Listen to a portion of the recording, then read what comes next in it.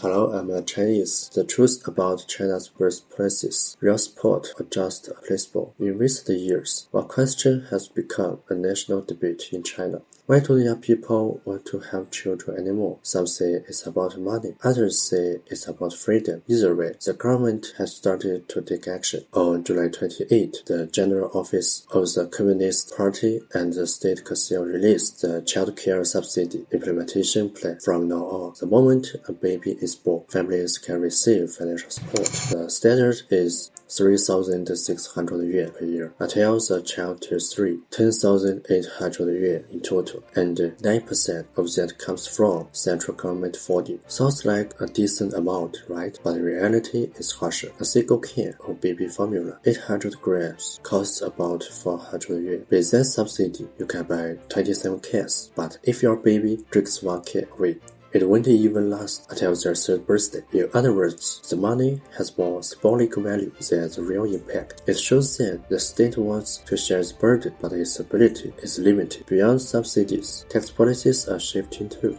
According to the personal income tax law, parents of children under 3 can deduct 2,000 yuan per month. Yes, it's a step forward, but for most families, it's still far from enough. Now, let's talk about parental leave. Across China's 31 provinces, maternity leave ranges from 158 to 365 days. Paternity leave anywhere from 10 to 30 days. Child care leave varies as well, from 5 to 20 days per year, with some regions even extending it until the child is 6 years old. On paper, it looks generous, but in reality, will employers actually grant these leaves? And if they don't, what happens? Almost nothing for many workers. These benefits exist only in documents, not in their daily leaves. And there's another catch. You can claim both maternity allowance and regular salary during leave. You must choose whichever is higher. Companies barely spend any money, which might sound reasonable. But in leaves, many parents feel that kindness of system is often defended by the hardness of reality. So, how does China compare with other countries? In many developed nations, governments provide direct cash payments, free child care, and